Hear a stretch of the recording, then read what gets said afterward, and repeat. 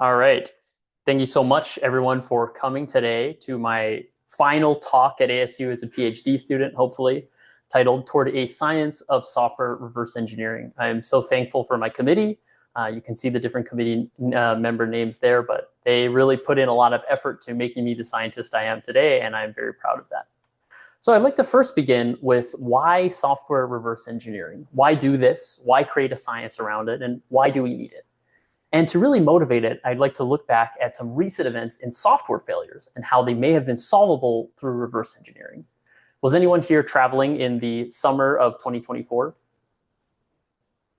Well, if you were, you might recognize this site, as thousands of Americans did and people around the world did. And this is referred to as the CrowdStrike Falcon failure of July 2024, also known as one of the largest IT failures in history. And that is for good reason, because in a matter of days, this single failure caused over $5.4 billion in losses to companies and affected over 8.5 million different Windows machines. And if that scale wasn't bad enough, the actual devices that got impacted were rather important.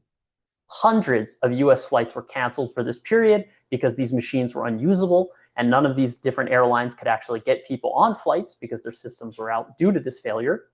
In addition to that, many banks were inaccessible because of this same failure. And if that wasn't bad enough, real human lives were affected by this software outage. Over 750 US hospitals had a disruption during this period due to that CrowdStrike outage, and that had effects on real human lives, hurting real people. Now, to really dissect why this happened and how we can prevent it in the future, I want to briefly talk about the timeline of how it happened and what exactly is CrowdStrike Falcon. CrowdStrike Falcon is a cybersecurity software that gets installed on the lowest levels of the Windows system that it is installed on, the kernel level, which means if this system ever crashes, the whole system crashes and it can't come back online easily. So on July 19th at 4 a.m. UTC, CrowdStrike deployed an update to this software. And of course, within a few minutes, this took down over 8.5 million different machines because there was a fault or a software failure in that update. Now, CrowdStrike being the company it was mobilized, and within 1.5 hours, they actually created a second fixing update to fix these different machines. But unfortunately, you can't update machines that have already crashed and are already offline. This was a kernel error after all, so there was no getting this new update. These machines stayed crashed. And so for over 10 days, these machines did not come back online because of this. And it only came back online after 10 days thanks to the efforts of thousands of local IT teams who manually had to update these downed machines. Now, I bring up this case not to show an emphasis of a failure on CrowdStrike's side, but really to show different failures in our research and what we need to do to make the world safer and improve on this area. First, I think this really tells us about the failures in understanding complex software. CrowdStrike, a multi-million-dollar cybersecurity company, should have been able to find and fix this error early before they deployed the update. But it really speaks to how difficult it is to understand complex software that goes across more than just normal source code. It goes into the binary level, it affects the kernel. These are highly complicated things. And quite frankly, we do not have the tools or any of this kind of usable research that these different companies can actually use to fix these failures, to understand the software that is so complicated. Tooling and techniques around understanding software is rather limited and rather under-researched. In addition, there is insufficient automation in the cases where we should be able to do automatic things, such as answering, if you update this piece of code, what will fail down the line?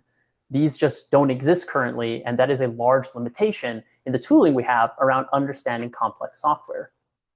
But really, this speaks to a different aspect, and that's about independent verification and remediation, i.e., the thousands of IT teams that got this error and were trying to fix it in real time.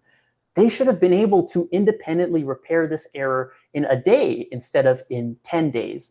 But this really speaks to the inability for our different workers to do these type of tasks. And that's not entirely their fault. That's because we have a lack of training in this idea of being able to understand software you did not create. How do you repair something that your team did not depend on or did not create or develop? this is a kind of feature of training that we have not yet explored in the greater community of cybersecurity, and some research has not yet existed in showing how we do that. And that is largely due to unprincipled techniques that have not been measured, have not been formalized or verified of what exactly is the process of understanding software that you did not write. How does someone independently verify software they did not create? This process is reverse engineering. And unfortunately, it is becoming more relevant than ever because this CrowdStrike failure is not unique. This is spanning into every way of life of how we develop software.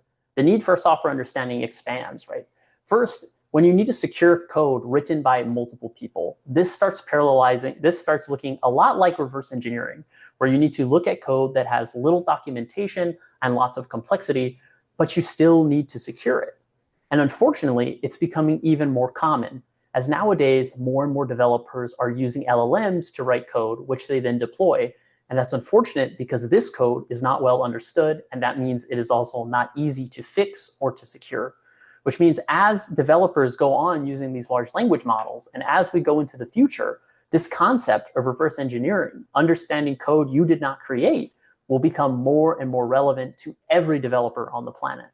And finally, this aspect of transparency, of verifying code as a third party to say, we really can verify what that company claims is real, or that this CrowdStrike update we're about to put on our hospital systems that affect our human lives are good and verified. With all of these problems and this need for software understanding, this really motivates this idea that we must rapidly improve our ability to reverse engineer software, as reverse engineering software is the key to understanding software that you did not create, but you still must use and verify. And that brings me to the thesis of my research and of my dissertation, is that software reverse engineering can be made into a science by measuring and studying these techniques, the processes, and the applications of understanding software.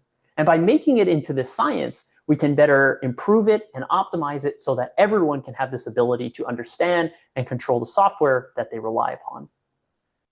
Now, to do that, I have explored three prongs of research in quantifying, measuring, and improving aspects of software reverse engineering. First, on the technique side, and these usually manifest as specific tools to do an approach at software understanding. The second is the processes around software reverse engineering. When you have multiple techniques and you use them iteratively, this creates a process. And studying that process can tell us how we can further automate it, how we can improve it, and how we can teach it to others. And finally, on the applications. Because although these techniques and processes can tell us how to formalize and measure software reverse engineering, studying the downstream applications can tell us when our metrics are relevant and are impactful. Together, this brings up the three prongs of research I have explored in my dissertation, and I am very excited to share them with you today. I'm going to be covering techniques and applications briefly, as I've talked about them in previous talks, and more in depth on studying the process of software reverse engineering in total. Let's start with techniques. To recap on what exactly is software reverse engineering, let's look at what security practitioners aim to do given a program. Given an arbitrary program, a security practitioner or analyst aims to have different security objectives or applications that they want to achieve, such as malware identification, program reconstruction, or vulnerability discovery. But to actually achieve those in arbitrary programs they did not write, they must construct an understanding of that software, a model of how does this work, how do different components interact, and what are the steps to achieve this downstream goal. That middle process, this iterative work of a security practitioner creating an understanding and then attempting to shift that towards their application, is what we define as software reverse engineering. Now, on the road to software understanding, this process to create this model of what the program does, a security practitioner may apply multiple different techniques. A technique is a specific application of a method that someone uses to understand software. As one example, a software reverse engineering technique you may use on the static analysis side is analyzing code or reading code. This technique allows you to achieve some specific aspect of software understanding, perhaps understanding what the intention of a program is. So a technique is this kind of isolated task, usually implemented through a tool that allows you to achieve an aspect of understanding software. Now, Although this is very true for code with source code, right? A program with source code, you may just read the actual code and analyze it. This unfortunately does not hold the same when we look at binaries, a very common distribution method of software. For instance, we can go back to this CrowdStrike example where we have a software distributor which has source code, but they ultimately compile it and distribute it as a binary. And that binary is the final thing that ends up on the critical devices we aim to understand, such as autonomous vehicles, medical devices, or the very computer that you are viewing this talk on, right?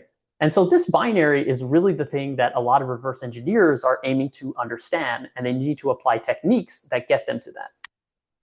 And so on the same way that you would read code in an open source program, a decompiler aims to help you read code in a binary program, ideally to achieve this software understanding techniques and to understand what is the intention of this program, what does it semantically do. But unfortunately, these decompilers, this decompilation technique is not perfect, and it is also not well studied in how effective it is at actually helping you understand software. And so in my research, I aim to better understand this process and to improve it scientifically. Through our work, Ahoy Sailor, there is no need to dream of a sea. We also just refer to this as Sailor. It was our Usenix 2024 work, and it underpins much of my decompilation research or my research towards improving reverse engineering techniques. To talk about this research, we need to briefly talk about a decompiler and what it does. Here is shown is the National Security Agency's Ghidra decompiler. Ghidra has been developed for decades, and it is very important for national security, which kind of shows you how important decompilers are to the general community. A decompiler aims to take this binary and turn it into pseudo-C. We call it pseudo-C because, unfortunately, recovering exact source code from a binary is not trivial. And so often, when we have a program like this, and we compile it and then decompile it with a state-of-the-art decompiler like Ghidra, we get decompilation that looks like this. It spans onto 2 different slides. It is rather long. The structure is gone. The switch statements is gone.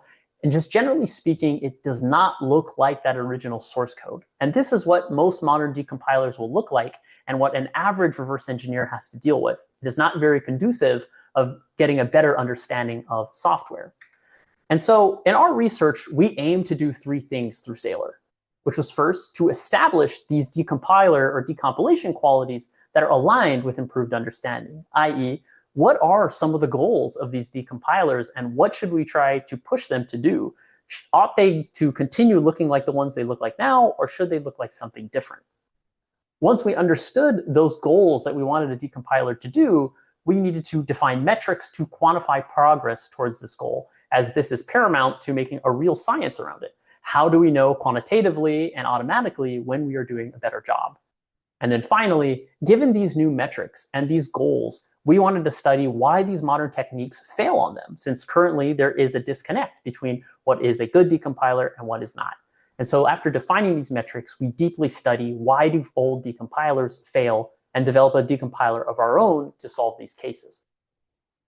Now, to begin with that all, I want to just briefly say what the goal was that we aim to do with our decompiler and with this decompilation research.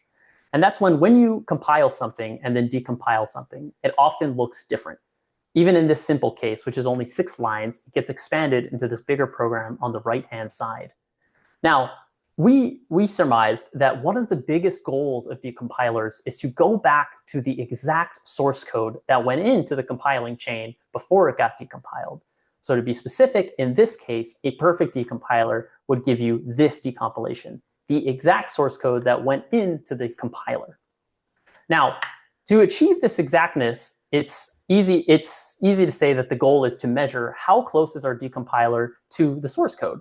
But we can take this case for example. Here is some source code, and here is 2 decompiler outputs.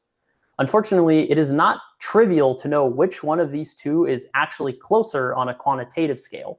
Between Ghidra and the Dream output, these both have differences to the source code, but we can't exactly say why. They both just kind of look bad. And so in our research, we established methods by which we could quantitatively find how these decompilers were different from the source code. And that was largely through breaking this problem down into a more formalized method. Specifically, source code can be represented as control flow graphs. A control flow graph is a directed graph where a vertice is a block of linear code and an edge is a transfer between that code. You can then take these different decompilers, such as Ghidra or Dream, and we can compare the graphs to the source code. This process of comparing the graph to the source code can often be seen as saying how many changes does it take to turn one graph into the other. And luckily, there is already an algorithm for this in the graph theory community, which is called graph edit distance. And it measures what is the minimal edge and vertex edits it takes to turn G1 into G2, or more colloquially, how do we turn the left graph into the right graph? In this example, it's 3 edits. Unfortunately, we found in our research that this algorithm is NP-hard, and empirically, it takes hours to compute on graphs 12 nodes or larger. As a rule of thumb, 3 edits is approximately 1 if statement. So if there are 12 nodes, that would only be 4 if statements, not scalable to modern research. And so our research established new methods by which we could do this algorithm, but specifically for control flow graphs, called control flow graph edit distance. Control flow graph edit distance exploits some of the extra structure in control flow graphs to compute this faster. Empirically, it takes seconds to compute the same graph edit distance, but only on control flow graphs of 50 nodes or larger. Now, this allowed us for the first time to measure how far away decompilers were from source code. And it actually showed us differences between what was the previous metric of gotos, which was an approximation for decompiler failures, and how close decompilers actually were to the ground truth. In this case, you can see hexrays is around 22 edits away and also pretty far away on this metric called gotos. And so using this new metric as a motivation, it guided us in finding out why decompilers fail. And it ends up it is because of compiler optimizations. Specifically, tree code optimizations, which often leave behind these gotos and then leave behind failures, or leave behind gotos, which then cause decompilers to fail and to misstructure code, which often makes them further away from source code, like the initial example I showed at the beginning of this Saylor presentation. After studying these optimizations, we found that only 7 optimizations cause around 80% of failures in decompilers. And so, guided by this metric, we studied these different optimizations, these 7, and created Saylor, a compiler-aware decompilation structuring algorithm that allowed us to undo these optimizations and therefore get closer to source code. We do this by defining schemas for these optimizations, identifying them during decompilation, and then reversing them according to their implementation.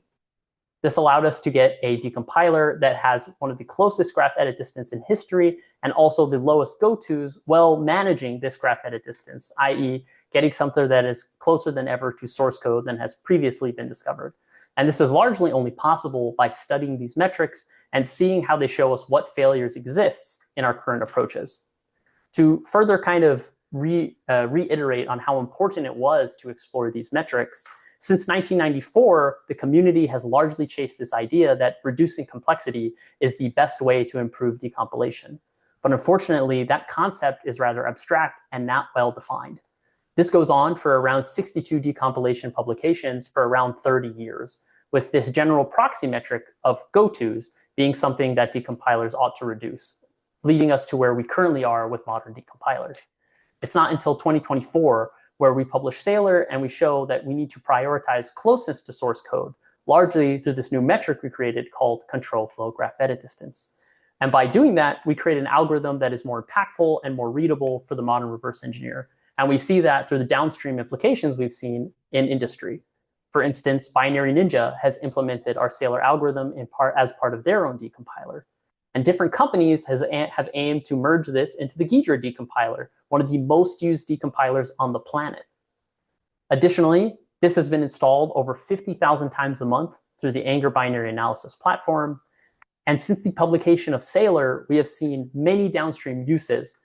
Nearly every paper published after Saylor in decompilation, or nearly the majority of all papers published in decompilation after Saylor, cites or evaluates it as part of their paper. Now, this general process shows us that there is a lot to be gained from studying these techniques deeply. How do reverse engineers use these very specific tools to understand things? And how can we quantify and improve them to make this process of reverse engineering easier? But unfortunately, just studying techniques isn't enough, because often reverse engineers use multiple techniques at the same time iteratively. And that brings me to the second arc of my research, which is studying the whole process of software reverse engineering. Now, to get in what this process is, we go back to these techniques, right? We just talked about one technique, decompilation for binary programs. That is a single technique a reverse engineer might use to get some level of software understanding. But often, a reverse engineer, when constructing this full picture of what a program does, uses multiple techniques, such as reading code, executing it, debugging it. These are different reverse engineering techniques they will use chained together iteratively over many hours to understand what a program does. And intuitively, this is what a human does when they're reverse engineering. They are using many techniques at the same time iteratively. And so this process is worth studying. This process of how that security practitioner goes from nothing to a software understanding. So studying this software reverse engineering process. And that is what I did in the second arc of my research under our paper, Decompiling the Synergy, an empirical study of human LLM teaming and software reverse engineering. It won a Distinguished Paper Award at NDSS 2026 and is currently used by many people in the industry as an LLM tool. Now, to give you an idea of what we did in this research, we have to look at the background of studying this whole reverse engineering process holistically. There's actually been minimal research in it, but from what has been done, there have been some claims about what reverse engineering is and what are the limitations. First, reverse engineering is heavily human dominated. Although we have created these types of automations for specific techniques, the whole process is dominated and led by humans. Additionally, these humans are rather expensive. It is a big cost of time and money to hire them to reverse engineer something, and it is largely because it is an expertise-driven domain. Reverse engineering is not well achieved by novices and is largely driven by experts in this field, which means it is both expensive and hard to duplicate, furthering the need for really understanding, quantifying, and making a science of how can we duplicate this process for other people to understand software. And so recently, modern reverse engineers with this knowledge of how hard it is to reverse engineer have looked at ways to speed up this process of creating software understanding. And that has largely been through employing large language models to create a software understanding for them. Now, to understand how they're using it, we have to break down the process of understanding software. Often this process can be broken down into tasks, specifically reverse engineering tasks. One task might be recovering symbols, so you have an idea of what a function does, or types, so you have an idea of the abstractions, or comments, so that you have summarizing documentation of what different sections of code does. Previous research has had a significant amount of time developed to this idea of what can large language models improve for these specific tasks, or as we talked about previously, how can we use large language models for specific techniques in isolation, such as recovering symbols or recovering types. However, there has not been a lot of work on understanding how these tasks are iteratively done together and how a large language model affects the whole process when considering all techniques together, these layered techniques as a reverse engineer goes to understand it. And so our research study aimed to understand this process. Not only how does a reverse engineer go about using these techniques iteratively to just understand a program, but also how do large language models affect that process? To do that, we had 3 research questions. First, how do practitioners use large language models for reverse engineering? Second, how do these large language models impact RE performance? Because ideally, if they're using them, they should be making them better at their job, not worse. And finally, do the ways that people actually interact with these large language models change their performance? Is this kind of process of iteration with an LLM actually affecting the process of reverse engineering? And so we created a study that was broken into 3 phases. In phase 1, we pre-studied the community on if they use large language models and on what tools. In phase 2, we designed 2 CTF challenges to mimic much of the things that they approached in their day-to-day lives as reverse engineers. And in phase 3, we conducted a fine-grained human study with 24 experts and 24 novices to see if these large language models had effects on them and how a reverse engineer goes about this reverse engineering process. I'm going to focus in on phase 1 and phase 3, but I will briefly talk about all parts of our study. In our pre-study, we had 153 survey responses, and it revealed 6 distinct applications of LLMs for REs with decompilers, or more specifically, 6 techniques by which they use large language models to improve reverse engineering. And they use them largely in decompilers across all of the major decompilers you might find, such as IDA, Ghidra, and Binary Ninja. These 6 techniques are described further in our paper, but you can kind of think of them all as simplifying the process of understanding what code does, whether that be summarization, recovering variables, or in the more extreme case, figuring out if there is a vulnerability in a function. And so these reverse engineers use these 6 different methods to improve their understanding of this software with large language models. Now, to evaluate those 6 methods, we created 2 challenges inspired by CTFs to be reversed with decompilers. These 2 challenges, one of them was an RPC server that had a custom implementation of interaction. It used base64, some encryption, and could take quite a while to reverse engineer. The second one was an encrypted file system manager. This file system manager also had different flaws in its encryption algorithm for interacting with files and implemented something quite different to the RPC server. In total, this was about 900 lines of C code, and it was compiled and stripped, which is how we gave it to all of our participants. So this is binary reverse engineering. Now, the workflow that most of these reverse engineers would do in our study was like this.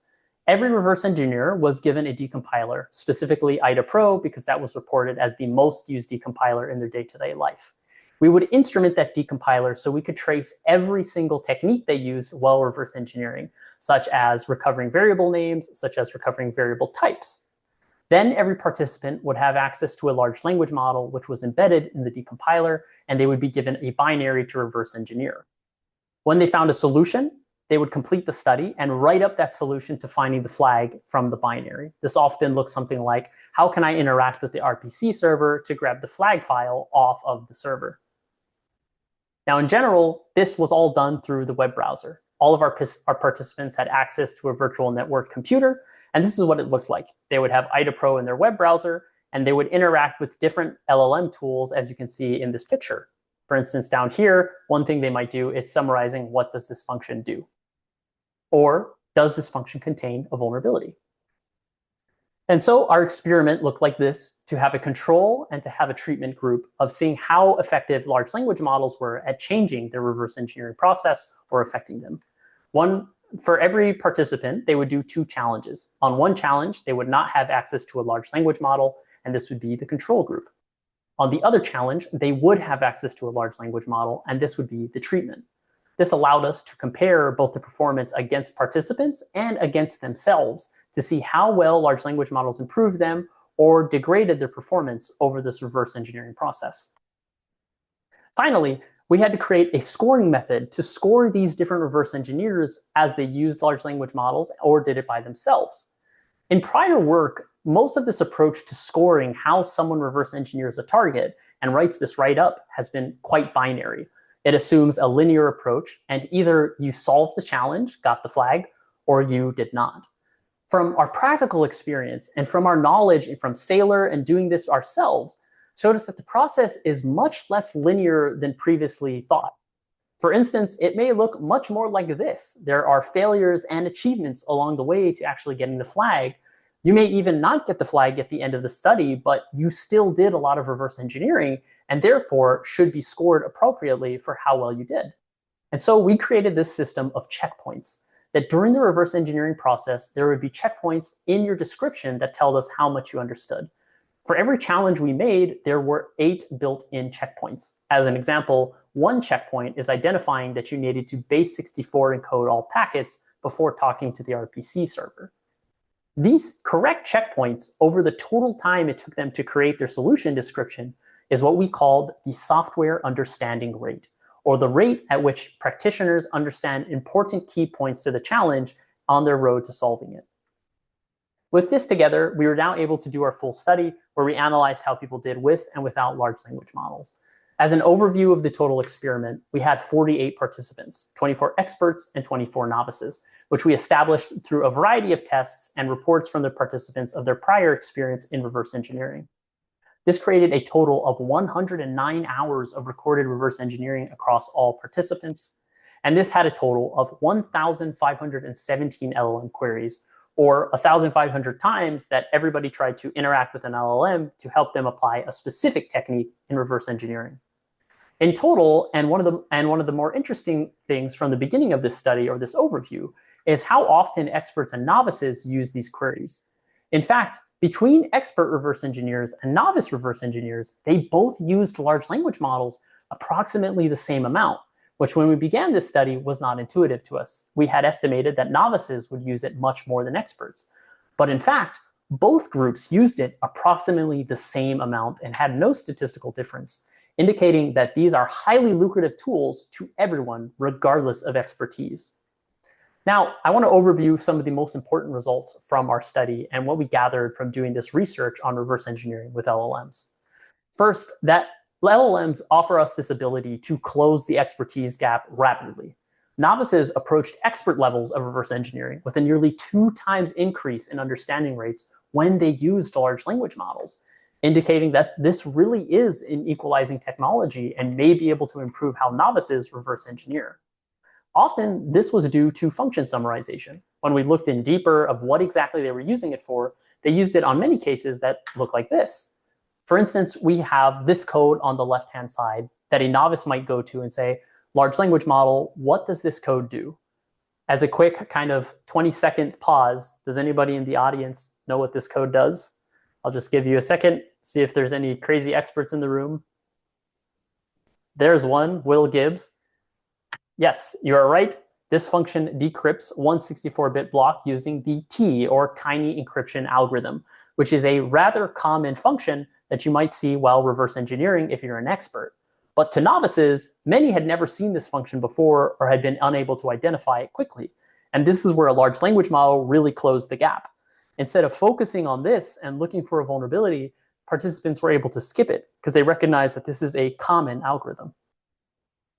However, that does indicate to us that maybe experts did not get as much as a gain as novices did. After all, we already have an expert in the room who was able to identify that this algorithm was T. That might indicate that experts would not get the same improvement, and in fact, they did not. Experts had a negligible gain reversing improvements while using large language models. In fact, although they used large language models the same amount as novices, they often had it for less benefit. We didn't find that it necessarily decreased their performance, but it also did not increase it, indicating that although large language models are powerful for these novices, there's clearly something we are missing about how to either collaborate with them or the performance associated with these models. Many of these experts may require a different collaboration model, which in 2026, we're already starting to see with the kind of elevation of agentic approaches like Codex or Claude Code. In fact, for many of these people who tried to collaborate in this same method during our study found that this collaboration was wasted. Collaborating more on a single function with a large language model or trying to refine what the large language model told you was the truth often lowered understanding rates because people spent more time fighting with a large language model than actually reverse engineering, indicating that these aren't actually collaborators and they're not actually teammates. They are just tools in their current implementation. In fact, most participants got the majority of all of their improvements in reverse engineering from this very first look at a function, i.e. the first time a participant ever looked at a function and using a large language model there was all of the time they got this large language model improvement, which indicates that functions are either compressible immediately by a large language model or they're not. Once again, suggesting that these aren't collaborators that learn over time or can iterate on knowledge, they are much more like tools. And finally, something more important I want to indicate, and is only obvious when you look at this from multiple vectors of research, not just from the AI side or from the human side or even the security side, but requires a perspective from all three. And that's the results of hallucinations. During our study, we already told you that there were 1,500 LLM responses. And during those 1,500, we detected only 3 hallucinations, which is actually an incredibly low amount of hallucinations. However, those 3 hallucinations had a disproportionate effect on the entire reverse engineering process. All 3 were on vulnerability identification, where a participant asked LLM, does this function contain a vulnerability? And in these 3 cases, it hallucinated and said there was a vulnerability when there in fact was not. On all three cases, which was caused by 3 different participants, this caused a minimum of a 231% understanding rate slowdown. But more important than either of this is the fact that for all participants that encountered this hallucination, they submitted an incorrect solution early and quit the study because they had believed they found the real vulnerability in the program and could actually get the flag, when in fact they could not. I want to emphasize that in a CTF challenge, this isn't a big deal. But in a real world scenario where we are employing LLMs to help us understand code actively, this can cause real harms and cause us to miss real bugs that could cause the next CrowdStrike. In summary, we conducted the first empirical study on software reverse engineering with LLMs back in 2023. We created a methodology to quantify these understandings with 18 different findings that you can find further in our paper. And finally, we open sourced this platform so that practitioners can use it. We right now have currently a lot of practitioner impact. This was implemented in 2023 and open source then, and has been out since we did the study. And it has 680 GitHub stars, and it installed over 1,000 times a month on PyPy. This kind of shows you that understanding the whole reverse engineering process, including the techniques and how we iterate on them, can very well impact this whole idea of what is reverse engineering and how can we improve it. Now, I want to end on the idea of applications, on how can we apply everything we've learned in techniques and processes, because this actually helps quite a bit in defining a science for software reverse engineering. We showed in Saylor that techniques were important when we identified metrics that help them. And this also kind of indicates that you need to go back whenever you're doing a science around this kind of craft and figure out what metrics are most aligned with downstream applications, because this tells you what is actually relevant and what is impactful in your science. So we go back to this big process of this software understanding. In the beginning, we looked at different techniques and how a practitioner may extract this from a program. And then we looked at the process with decompiling the synergy, how people do this iteratively. Now, finally, we want to look at this application. And in the bigger idea of how can we use what we learned in our study of techniques and our study of processes to automate this process and to apply software understanding to achieve security objectives automatically. And in this specific case, we're going to look at repairing vulnerabilities in programs, which is becoming more relevant than ever as we are finding more bugs than ever. And we did this in our work PatcherY, a reliable LLM-based software repair through structured software understanding, highly inspired through our work in decompiling the synergy and as practitioners in this reverse engineering field. Now, going to this idea of automation and program repair, what exactly are we trying to do with it? Well, there are many ways you can do automation for software understanding towards some end goal. I already talked about static analysis and dynamic analysis, and there's actually a lot of automated techniques to get you there, right? These different techniques have existed for decades on how we can create automated understanding in chunks. But unfortunately, these again are just techniques and not the full process. You need multiple techniques chained together in a very specific way to fully achieve software understanding and then to have your applications. However, on the other end of the spectrum, and in 2026, there have been a new type of techniques which is much more indicative of the whole software reverse engineering process, and that is these LLM-driven techniques. Ones you might have heard of as one-shot or agentic approaches, like what you might see in Claude Code or Codex. Now, these different types of techniques to automatically creating understandings of programs have different trade-offs. These traditional methods, which you might have used before, like a common static analysis engine, SemGrep, right? These are highly reliable, but often are not highly scalable. They need to be built for specific programs and for very specific purposes and outputs. However, on the other end of the spectrum are these LLM-driven techniques, which are much more scalable, but much less reliable, because these are, of course, fundamentally untrustworthy and non-deterministic. Much research and attention has been brought into how can we turn these LLM-driven approaches into something more reliable. And in my PhD, I have studied this very aspect as well from the perspective of a reverse engineer. Now, one group particularly interested in this concept of how to make them more reliable is DARPA in their competition called AICC, which was a 2-year challenge and had a $29 million prize pool with over 42 different semifinalist competitors across companies and universities, with this large goal of making these LLM-driven approaches more reliable and more robust. In general, they wanted this outcome, where given a piece of software that they had never seen before, create an automation system, likely powered by large language models, and find new vulnerabilities, and then fix those vulnerabilities. For my part of my dissertation, I focus on the fixing of these vulnerabilities, as I was the lead in this regard. Now, a note about what these AICC targets were: they were motivated highly by real-world targets and were in fact from real-world open source. For instance, here are some of the targets you would find in AICC, such as OpenSSL, systemd, curl, mongoose, programs that really make up the foundation of our modern digital infrastructure. We competed in this as a combination team between Purdue, Arizona State University, and UCSB, and I acted as the lead for the autonomous patching group for artificial. Our approach looked like a mix between this scalable approach and this traditional approach by taking these large language models and building around a workflow, much like how a reverse engineer would go about fixing software vulnerabilities they had never seen before in software they had never seen before. We did this based on a simple observation of looking at large language models as they attempt to patch software vulnerabilities.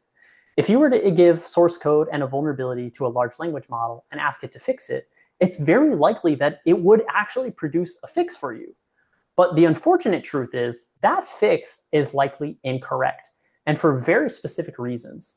And that's because although that these large language models can often fix the bug or get rid of the crash, they often break intended functionality along the way of things that should remain functional even though you've fixed a bug.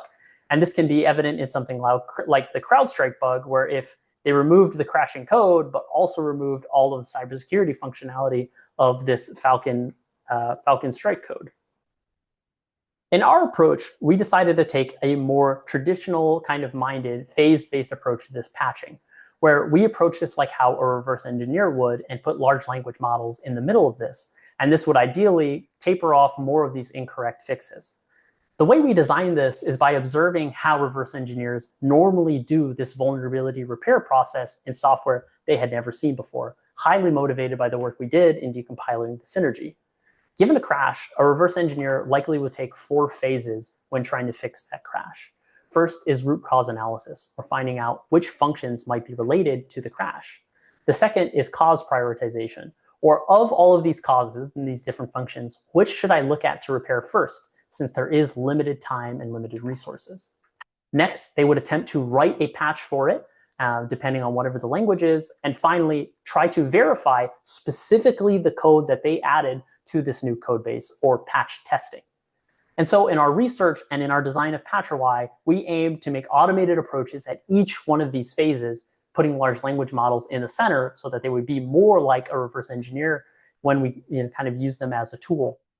And so we use different automated approaches that were much more traditional in this manner, such as for root cause analysis, we leaned on statistics and different approaches you can use for variance. For cause prioritization, we used a custom weighting system we used to validate which of the root causes are the most important. Large language models sat in the middle of all of this, writing the actual code, and then finally getting validated by very specific fuzzing at only the patch site. Together, this allowed us to approach systems that otherwise are pretty complex to patch. Just briefly, take, for example, this Nginx crash, which you can already see has a lot of information in this actual crash. What is the most important are these functions that are in this crash. But unfortunately, these functions don't tell you the whole story of it.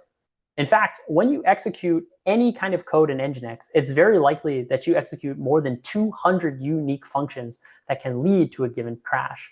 This really indicates that this is a big problem, and it requires a lot of phases that a reverse engineer would even have trouble with when they go to fix this bug. Now, to analyze how effective this approach was and making this phase-based or this kind of reverse engineering-inspired approach, we looked at first the naive performance when we do not use these phases.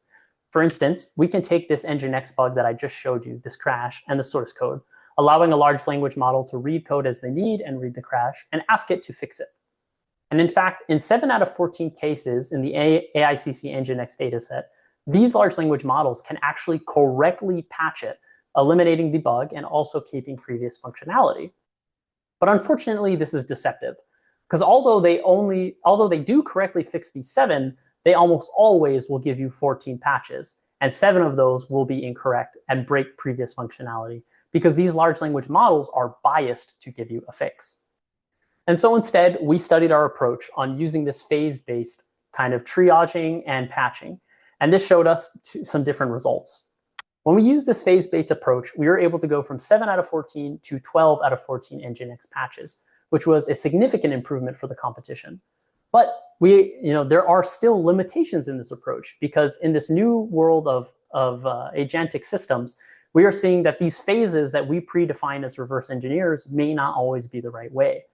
And so when we did a different experiment where we used this phase-based approach in the front and then an agentic system at the end, this actually found us the last 2 Nginx patches and got us 14 out of 14 Nginx patches, indicating that the future of using LLMs in reverse engineering may actually be more free-formed than we had originally thought, that this phase-based design may no longer be relevant when LLMs are learning how to reverse engineer themselves. Overall, this created different results for us in the competition. We won over $3 million and placed 5th in the finals. Additionally, our system had the highest patching accuracy in the game. In this DARPA slide, you can see that there was greater than a 95% patch rate, but looking at the data, we now know that every single patch that our system deployed was actually correct, a 100% accurate patch fixing rate. And finally, impact on unseen real-world open source code, right? DARPA took our systems and ran them on code that we had actually never trained for or never tested our systems for, and found 7 new vulnerabilities.